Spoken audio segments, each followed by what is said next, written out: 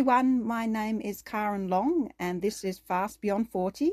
My guest today is Miriam Cudmore. She competes in the women's 85 age group against women aged 85 to 89. She specialises in the 60, 100 and 200 metre sprints, long jump, triple jump, shot put, javelin and the occasional pentathlon. She's a multiple national champion. She's also a world champion and won numerous medals at a world level. She holds state records, Australian records. She has dominated her events for at least the last 15 years. I see on the world ranking site that she's usually ranked number 1, 2 or 3 in the world in the 100, 200, long jump, triple jump and javelin. She is one of Australia's most successful masters athletes of all time, very much the humble champion. Miriam, thank you for joining me today. Oh, thank you, Karen. I really feel embarrassed. Oh. As I said, you're very much the humble champion. So I thought, Miriam, just as a starting point, how long have you been competing in Masters Athletics? I started in about 1998, I think it was. I used to play basketball and netball prior to that. And Bet O'Neill and Ron O'Neill, who were very involved in athletics, they asked me would I like to join. So eventually I did. But I think it was about 1998, 99 was when I started athletics. Okay. And do you have a running background? Did you do athletics as a kid or a teenager? No, nothing. No. As I said, I played basketball and netball and umpired and coached for years, and used to play maybe 4 or 5 times a week and umpire numerous games. And so I was just fit from there. And it was when this lady who used to play goalkeeper to my goal defence, she said, why don't you come out to athletics? And as I said, by the time 98 came, well, I was 62 years old, and I thought, well, a netball team and a basketball team don't want a 60-year-old, so I'll try athletics. And so that's when I first tried it. Oh, wow. And how did you come, because all the events you do are very explosive, which I guess fits with your netball and basketball background, but how did you then transition into sprinting? Did you find that you had to do a lot of technical work, or were you already quite good at the sprints?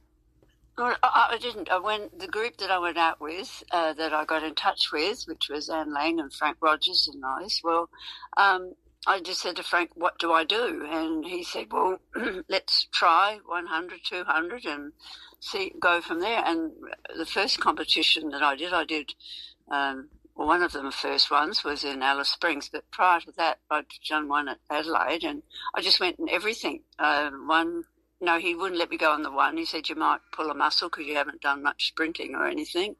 So I just did a 2, a 4, an 8 and a 1500. And at that stage, I wasn't doing the jumps and the field events. That sort of came in the next couple of years. I thought, I'll try those now. And, it sort of came down to doing 1, 2 and 4, and then I've since dropped the 4 as well. It's too long. Yeah, fair enough. It is definitely for a sprinter. Yeah, wow. Yeah, and I really think that I'm probably more than a 200 sprinter if I'm really honest about it, but I've just been sort of lucky that I've had I've been able to sort of do the 1 and the 60 as well.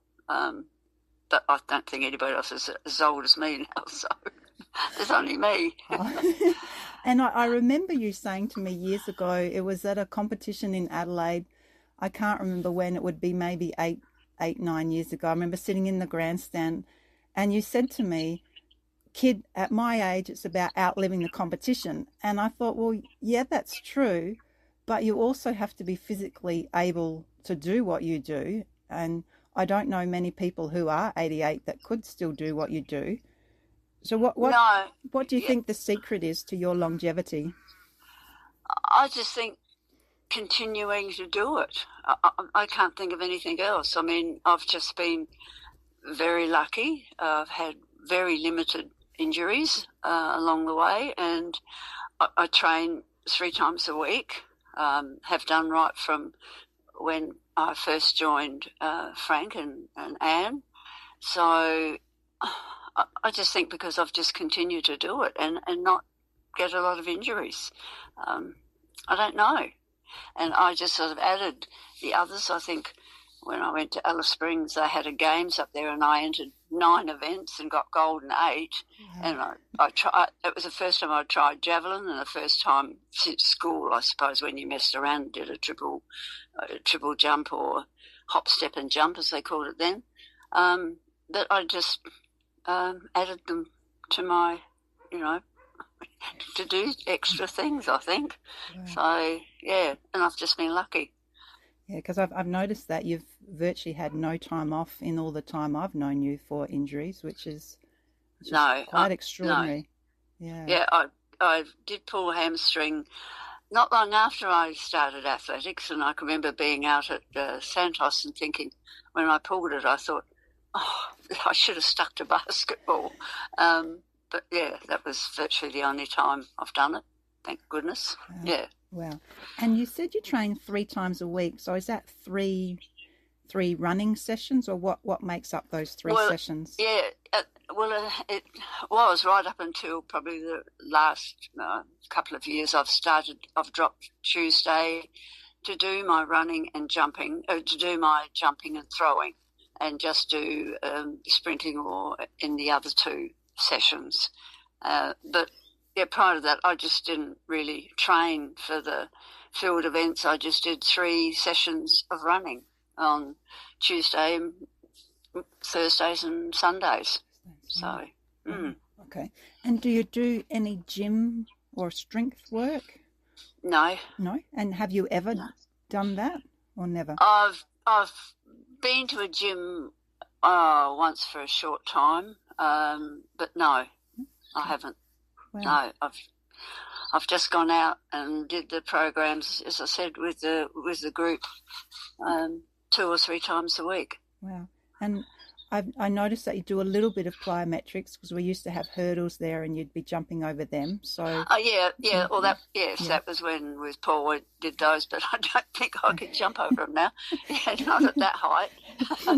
But yes, but that was all when I sort of felt that I needed to improve with jumping, and I got them to put the hurdles out for me to try. Yeah. So I did that a few times. Yeah, okay. So really you put it down to the fact that you've just been consistently active your whole life with the netball, basketball, and then into the running. Yes, okay. Yes, I really do. Okay. And do you still play golf? Occasionally, badly. I played last week and played very badly, but yes, I used to play once a week, but now I'm only a 5-day member, so it's a matter of either not having training on Tuesday or not training for my jumps and that and playing golf. So, yeah, I'm not playing as much. Okay.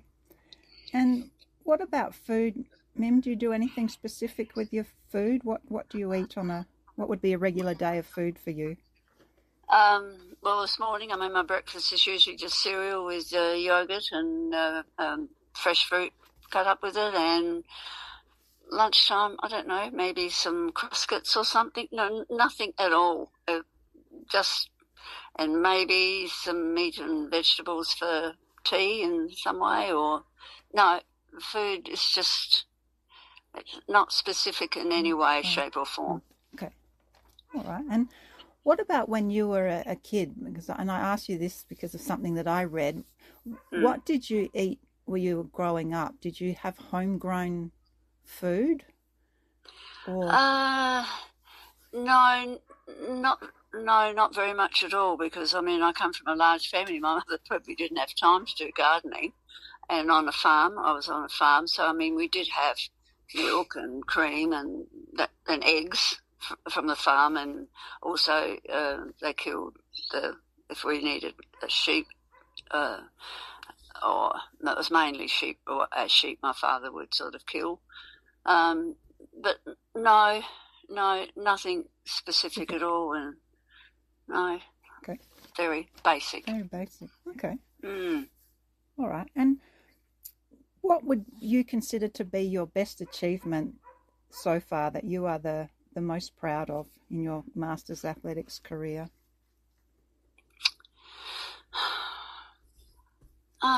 I don't know. I mean, I did in early in 2001, I think it was, the Worlds were in Brisbane. And of course, I hadn't been running very long, and I was in the 4x400 relay, and we got silver against beating America, or running up to America, I should say. And yeah, I guess that was probably the first notable achievement that I had. Yeah, I guess that's probably the one. I've not really put much thought into that. I just think I'm lucky, and I just do my best each time I go out. Yeah. So, okay. Yeah. And what motivates you to keep going? Because I know you've had a few things happen health-wise in the last couple of years. So what keeps you motivated to keep showing up? It helps me mentally. It really does help me mentally. I've had, a few things in my life that have happened, and if I didn't have my athletics, I think I would have been very depressed.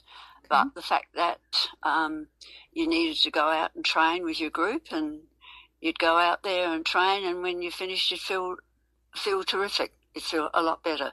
So, yes, to me, athletics has been very good for me in that sense. I mean, even now at times I think, I'm so tired, I'm just not going to go out, I'll just stay home. And I thought, no, you've got to go. And I go, and afterwards I'm just so pleased that I've gone, because I feel so much better. So I think that's the big achievement for me. Yeah, absolutely. So, because definitely running is good not only for the body but the mind and the soul, and that's obviously, yes, you do feel good. And I know what you mean. There's sometimes you just don't feel like it, and then you go out, and then once you've done the session and come home, it's whatever was kind of burdening you is just lifted and gone, and you feel amazing. So it's yes, yeah, that's exactly right. Yes, because I think that's the biggest thing for me, is that it's helped me mentally. Yeah, and physically, of course, to stay fit for this length of time. Yeah. I think I'm sort of very lucky. So yes. Yeah, absolutely. And I have lots of fond memories of you, Mim, but one of the ones I remember was when the Nationals were in Melbourne in 2019, and they were very late in the season, which was unfortunate because anyone that knows Melbourne, it gets cold and wet very early on. So we were there quite late in April. It was a windy day, and a tent blew up, and it hit you when you were over doing the jumps. And I happened to be nearby. They called the ambulance, and they were there attending to you. And I remember you saying to me, I asked them if I could go and run the 100 metres, and they told me, no, you're coming straight with us. Yes, I know. And when Bronnie finally caught up with me when I was in the hospital, I was in there and I had neck brace on, and I had this on and that on, and I just said, this is overkill. I just want to get out of here. I just remember that so well. There you are. You've been taken out by a tent, but you want to go and run the 100 metres before you go to the hospital. But I went back, and the next day I competed the next day. I think I might have missed one of them, but yeah. Yeah, I remember that. Yeah. I just thought there's just nothing holds you back, Mim, which is what I love. No. Oh, dear. No, you sort of think you put all the time in and you wanted to do it. And I didn't feel that bad. It only took the skin off and whacked me in the mouth and a few other places. I was all right. Oh. Yeah. Oh, dear. And what impact do you feel that you being active well into your 80s has had on your kids and your grandkids? Well, they all sort of say they're very proud of me. My daughters have never, ever, to my knowledge, watched me run. They've never come out. But my two grandchildren, my granddaughter, she used to run with me when she was sort of around 12, 13. I'd say I'd have things to do, and she'd come and run with me. Unfortunately, she's had cancer. She's had a rotten these last 2 years, so I've managed to get my grandson out and from time to time, and he sort of run with me, and tried to encourage me, like, come on, Nana. So and when he's told his mates, he said, oh, he can't do such and such because he's running with his Nana. They just don't believe him. Because he's 20, well, they're both 21 now. Oh, wow. And, okay. But Zoe would have been out, but, I mean, she's got chronic fatigue now, so after having Hodgkin's lymphoma and something else, and now she's chronic fatigue, so poor kid. Oh, that's not good. Yeah, but no, they haven't, and the kids, as I said, the kids have come with me and trained with me from time to time, so it's been fantastic. Yeah, and I remember seeing them out run with, I can't believe they're 21 now, my goodness, because it's a long time since I've seen them. But that's right, they would be little ones. They used to come with me. Yeah. But I remember you saying they used to call you Ninja Nana. Do they still? Yes. Yeah, yes. Yes, they do. Yeah. Very appropriate. Yeah, no, they're gorgeous. So it's just sad that Zoe can't come out and run with me still. So anyway, and lucky. Yeah, what's next on the calendar for you, Mim? What's your next goal? I don't know. I sort of think they're having the nationals are being held this weekend in Canberra. Yes, but I thought I haven't sort of been doing enough training. I mean, last night it was terrible. I did the 60 and the 200 and the javelin, and they were shocking, all of them. I was very disappointed, but then I haven't done very much at all. I only one 200 last Sunday, sort of since Easter last year, so I can't expect too much. And the Worlds are in Daegu. No, I think I'll just do the Sama Championships and see how I go, how much training I can put in for maybe next year. I might go to the Nationals. But I certainly haven't thought about any Worlds. I would have loved to have done an indoors just for the experience, but I don't know, it never sort of came around at a convenient time or something happened. So anyway, I've never done an indoors, and I don't think I will now. So yeah, I'll just go and try and get to 90. Yes, still, I can't believe it. I'll be 90 next year. I know. At the end of the year, but yeah. Oh wow! And do you feel like you're almost 90? Do you feel any different within yourself? No, not at all. No. I walk past the mirror and I think, where did that old bird come from? Because in your mind, you just don't. No, you don't. Yeah. And as I said, if you're still able to do everything, well, it's not brought home to you how old you are. Yeah, it's just kind of a number that you don't. Well, I know for me, I don't really give much thought to because I don't feel any different. I don't. Yeah. And of course, the ones out athletics and, that I said, oh, you're such inspiration, we really admire what you do and da-da-da. And I guess then you stop and think about, well, how old you are, but no, I don't. Yeah, because you'd be one of the, well, probably in Australia, are you one of the few now in your age group? Yeah, yes, definitely.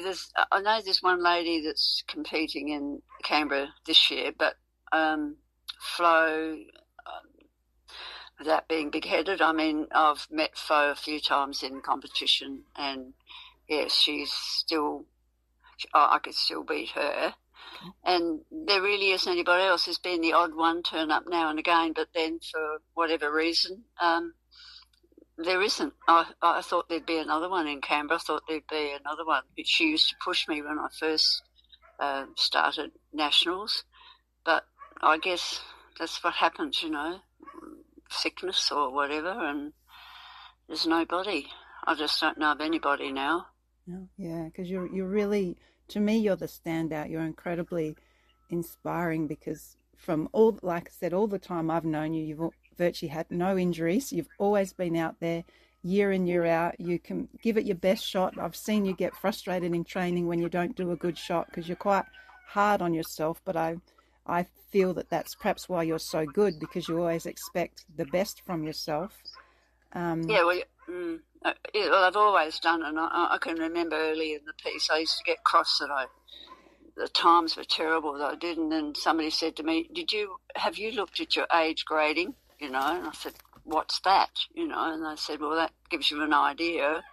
And I used to be in the 90%, you know, high 80, 90%, so that made me feel a bit better. But I hadn't realised, you know, so, yeah. Because when I looked you up on the Masters Rankings website, as I said in the intro, you're quite often 1, 2 or 3 in the world in, you know, a handful of events. And as you say, quite often the 200, you were number 1 or 2 in the 200. And also the triple jump and the javelin, you're quite often number 1 or 2. So you. The 200, as I said, haven't done the training now, so my figures for this last 18 months or 2 years hasn't been good. So, yeah, well, not good for me anyway. So from now on, I hope I can sort of get back into training hard. So, yeah, that's what we'll do. Training hard like you do. No, you're fantastic. Oh, thanks. What you do. Oh, thank you. But well, thank you. Sorry. In our group, we got Sarah. Sarah, she's another machine. She's like you. You know, she works over the top and unbelievable. Yeah, she does. But she does the crazy stuff like the 800 and the 1500. Yeah, I'll leave that for her. Yes, she does. No. So I admire you, what you do, kid. So it's fantastic. Oh, thank you. And I love how you call me kid. It always makes me giggle. I'm like, oh. Well, you are. No, you're just fantastic. Oh. Yeah. Oh, well, thanks. Yeah. Thanks, Min. That's okay. All the very best, Karen, and I hope you do get to the Worlds in Daegu. Yeah, we'll see how we go. And did you have anything else you want to say before we wrap it up, Min? No, I just think I just thank all the people that I know in athletics and how they've encouraged me, and my family and all that, my friends, that they've also encouraged me, which is great. It's really great. So yeah, you've got a beautiful support team around you, and I know Bronnie's there as your number 1 cheerleader. Yes. Yeah, which really helps. Yeah. So no, all fantastic. Well, so you just get yourself back to your normal, fantastic running self. I will, and you too. Yeah. Okay. Thanks, Karen. Thanks you. Heaps. Thank okay. You. Bye. Bye.